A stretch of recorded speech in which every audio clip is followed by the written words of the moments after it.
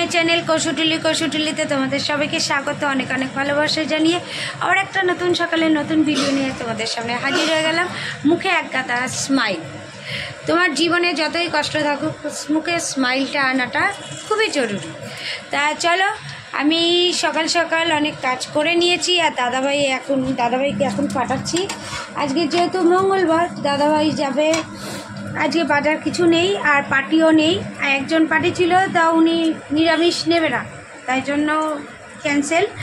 তা সকাল সকাল কাজকর্ম সেরে আমি চলে এসেছি রান্নাঘরে। তা রান্নাঘরে এসে আমি কি করছি সেটা তোমাদের দেখাচ্ছি।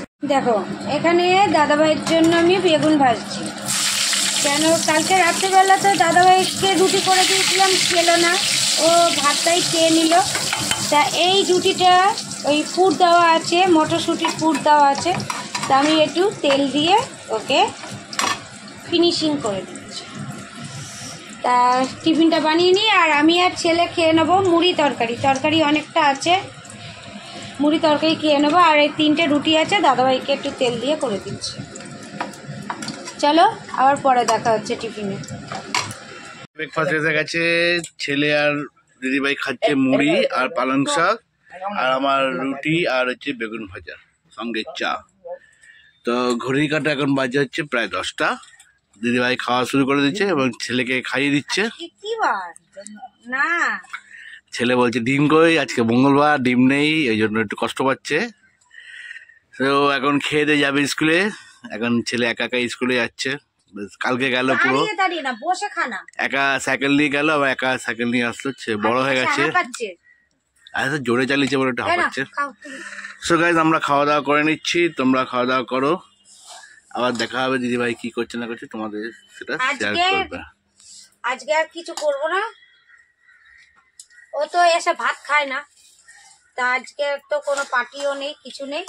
আজকে কি করবো, চাউমিন করে রাখবো, ও এসে খেয়ে নেবে আর আমি দুপুরে খেয়ে নেবো। তাহলে শুনে নিলে, দিদিভাই খাবে দুপুরে চাউমিন।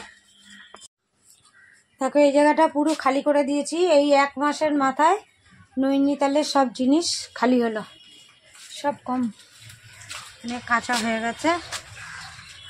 এখানে সব এই মাথা থেকে ও মাথা পর্যন্ত একদম নিচেও দিয়েছি, সত্যি ভর্তি হয়ে গেছে।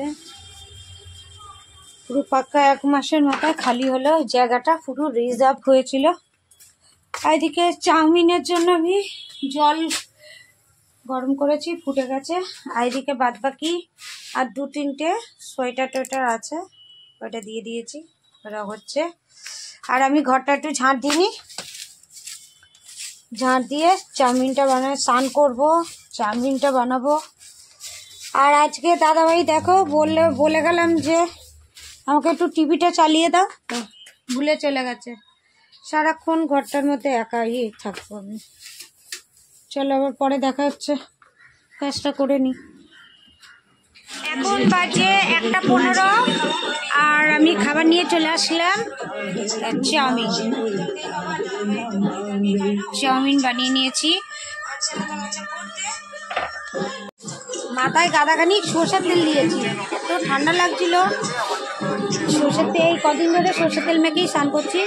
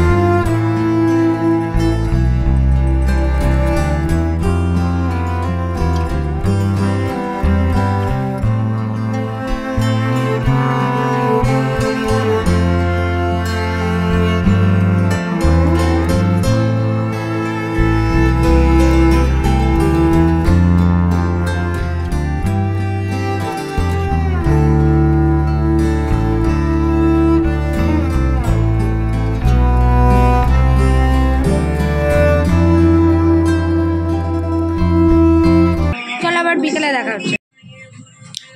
এখন বাজে 6:40। এখন চলে আসলাম রান্নাঘরে আর একটু চা বানাবো। ছেলে চলে এসেছে স্কুল থেকে, এসে চাউমিন খেলো, খেয়ে ও একটু রেস্ট নিয়ে পড়তে বসলো, আঁকছে। একে নিয়ে পড়াটা করবে আর আমি এদিকে আটাটা মেখে নেবো। এই দেখো আটা নিয়ে নিয়েছি, আটাটা মেখে নেবো আর চা বানিয়ে নেবো।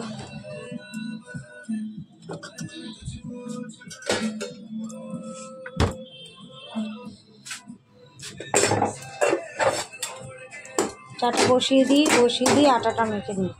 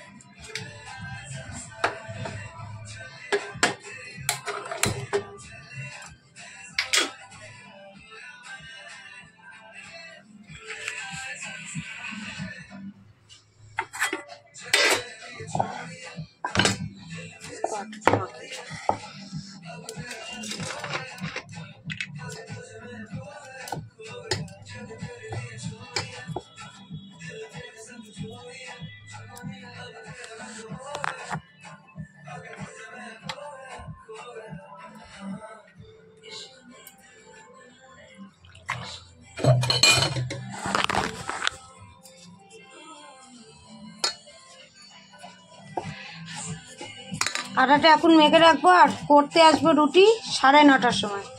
9:30টার সময় তরকারিটা তো আমি কেটেই রেখেছিলাম।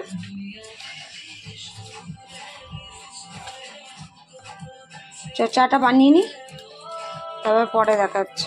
ছেলে আঁকছে আর চা নিয়ে চলে আসলাম। চা রয়েছে, চা রাখা।